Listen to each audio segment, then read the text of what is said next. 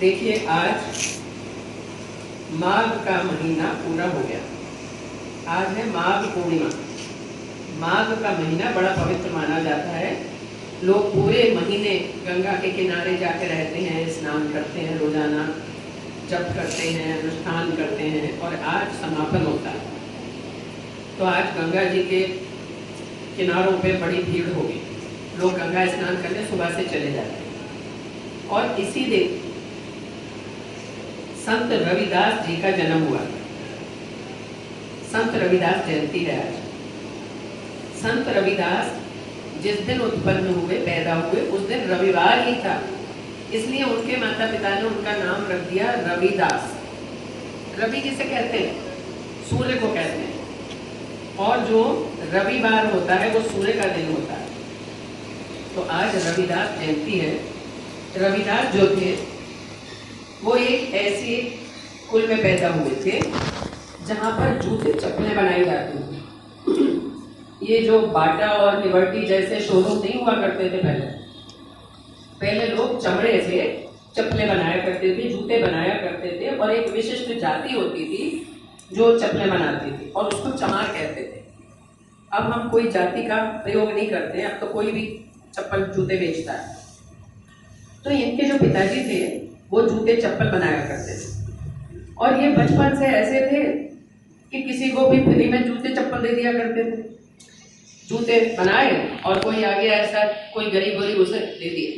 तो उनके पिताजी ने क्या करा, उन्होंने देखा कि भाई ऐसे तो ये सारा पैसा ऐसे ही बर्बाद कर देगा, हमारे तो घर खर्च चलाने के लिए भी कुछ नहीं रहेगा। तो उन्होंने उसको अलग से थोड़ी सी जमीन देके और उससे कह दिया कि तुम यहाँ रहो और अपना काम अलग करो।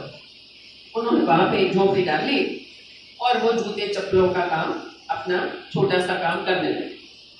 थोड़ी सी चीजें उनके पास होती थी, एक कठौता होता था जिसमें पानी भरा रहता था, बाकी अपना कीले हैं और काटने वाला चाकू है, चमड़ा है, ये लेके बैठ जाते हैं। लेकिन बचपन से भक्त बहुत थे, भजन गाते रहते थे, बड़े मगन रहते थे। तो एक बार क्या हुआ, कुछ साधु लोग जा रहे थे गंगा स्नान करने। उन्होंने कहा भाई हम गंगा स्नान करने जा रहे हैं और हमारे पास जूते नहीं। तो उनमें से एक साधु जो था, पैसे भी नहीं थे उसके पास, इन्होंने उससे जूते बनाकर, मतलब बने हुए जो रखे थे वो उनको दे दिए और उनसे कह दिया कि आप जाइए गंगा स्नान करिए।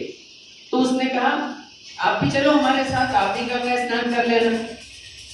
तो बोले कि मेरे पास समय नहीं है, मैं जा नहीं पाऊंगा, आप ऐसा करो। उनके पास एक सुपारी रखी थी, उन्होंने वो सुपारी उन साधु बाबा को दी और कहा मेरी तरफ से ये गंगा मैया को चढ़ा देना और कह देना कि ये रविदास ने भेजी है। वो साधु अपनी झोली में रख के ले गया सुपारी, वो गया, उसने गंगा स्नान किया। जब गंगा स्नान कर चुका तो उसके दिमाग में आया कि अरे रविदास ने वो सुपारी दी थी, लाओ चढ़ा देते हैं। हालांकि उसे विश्वास नहीं था उन बातों में, लेकिन उसने चढ़ा दी। जैसे ही उसने गंगा मैया में सुपारी डाली, गंगा मैया प्रकट हो गई और उनके हाथ में एक सोने का कंगन था और उन्होंने कहा कि ये लो, ये रैदास को दे देना। रविदास को रैदास भी कहते थे, ये रैदास को दे देना। वो वहां से लौट आया, लेकिन उसे बड़ा आश्चर्य हुआ। उसने आके रविदास से कहा कि लो भाई, ये गंगा मैया ने तुम्हारे लिए कंगन भेजा। रविदास ने कंगन माथे से लगाया और रख लिया। धीरे धीरे ये बात सब जगह फैल गई कि गंगा मैया ने रविदास को सोने का कंगन दिया। तो कुछ लोग ऐसे होते हैं ना जो विश्वास नहीं करते, बोले नहीं ये बात नहीं हो सकती, ये नहीं हो सकता। हम तो तब जाने जब हमारे सामने प्रकट हो ये चीजें। बात राजा तक पहुंच गई। राजा तक बात पहुंची तो राजा ने वो कंगन मंगवाया। रानी को बड़ा पसंद आया।